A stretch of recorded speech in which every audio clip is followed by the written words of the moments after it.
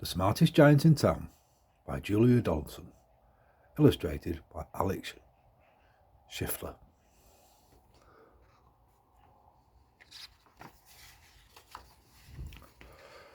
George was a giant, the scruffiest giant in town. He always wore the same pair of old brown sandals and the same old patched up gown. "I wish I wasn't the scruffiest giant in town," he said sadly. But one day George noticed a new shop. It was full of smart clothes. So he bought a smart shirt, a smart pair of trousers, a smart belt, a smart stripy tie, some smart socks with diamonds up the sides, and a pair of smart, shiny shoes. "Now I'm the smartest giant in town," he said proudly. George left his old clothes behind in the shop. He was about to go home when he heard a sound. On the pavement stood a giraffe, who was sniffing sadly. "What's the matter?" asked George. "It's my neck," said the giraffe. "It's so very long and so very cold. I wish I had a long, warm scarf." "Cheer up," said George, and he took off his stripy tie. "It didn't match my socks anyway," he said, as he wound it round and round the giraffe's neck.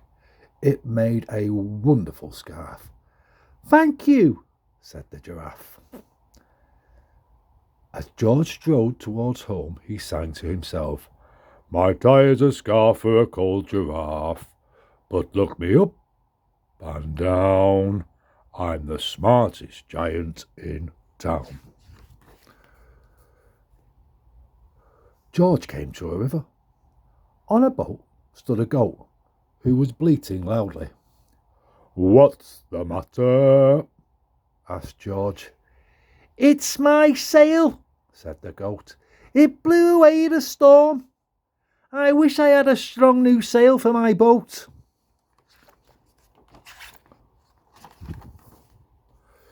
"Cheer up," said George, and he took up his new white shirt. "It kept coming untucked anyway," he said, as he tied it to the mast of the goat's boat. It made a magnificent sail. "Thank you," said the goat. George strode on, singing to himself, "My tie is a scarf for a cold giraffe. My shirt's on a boat as a sail for a goat. But look me up and down. I'm the smartest giant in town." George came to a tiny ruined house. Beside the house stood a white mouse with lots of baby mice. They were all squeaking. "What's the matter?" asked George. "It's our house," squeaked the mother mouse. "It burned down and now we have nowhere to live. I wish we had a nice new house." "Cheer up," said George, and he took off one of his shiny shoes. "It was giving me blisters anyway," he said, as the mouse and her baby scrambled inside. The shoe made a perfect home for them. "Thank you," they squeaked. George had to hop along the road now, but he didn't mind. As he hopped, he sang to himself, "My tie is a scarf for a cold giraffe.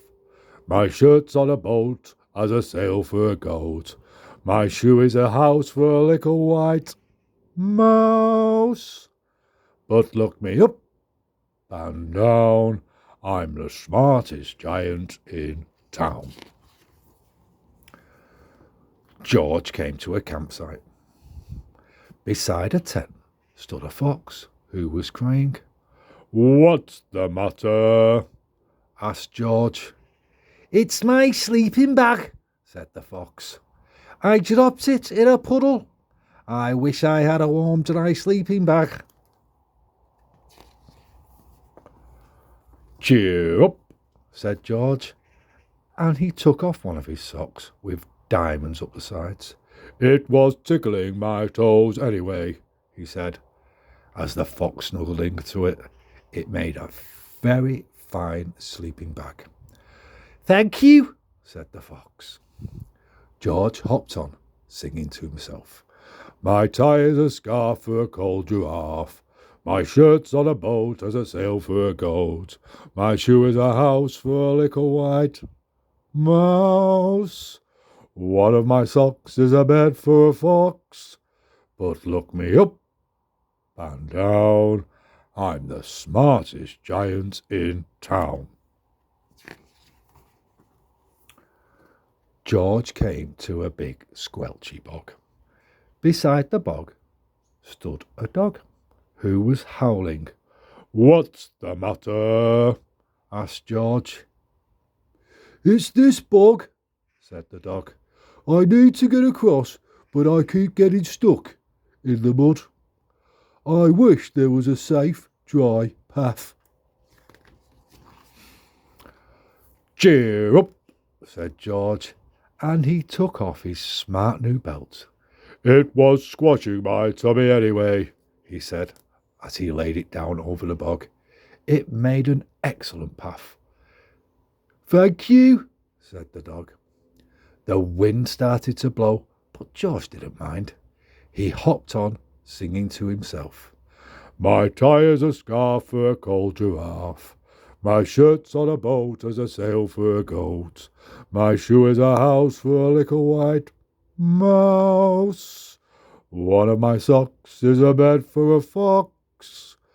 My belt helped a dog who was crossing a bog. But my trousers are falling down. I'm the coldest giant in town. suddenly George felt sad and shivery, and not at all smart. He stood on one foot and thought, I'll have to go back to the shop and buy some more clothes, he decided. He turned around and hopped all the way back to the shop. But when he got there, it was closed. Oh no, cried George. He sank down onto the doorstep, and a tear ran down his nose. He felt as sad as all the animals he had met on his way home. Then, out of the corner of his eye, he saw a bag with something familiar poking out of the top. George took a closer look. My gown, he yelled. My dear old gown and sandals. George put them on. They felt wonderfully comfortable. I'm the cosiest giant in town, he cried, and he danced back home along the road. Outside his front door stood all the animals he had helped. They were carrying an enormous present. Come on, George, they said. Open it. George untied the ribbon. Inside was a beautiful gold paper crown and a card. Look inside the card, George, said the animals. George put the crown on his head and opened the card. Inside it said, Your tie is a scarf for a cold giraffe. Your shirt's on a boat as a sail for a goat. Your shoe is a house for a little white mouse. One of your socks is a bed for a fox. Your belt helped a dog who was crossing a bog.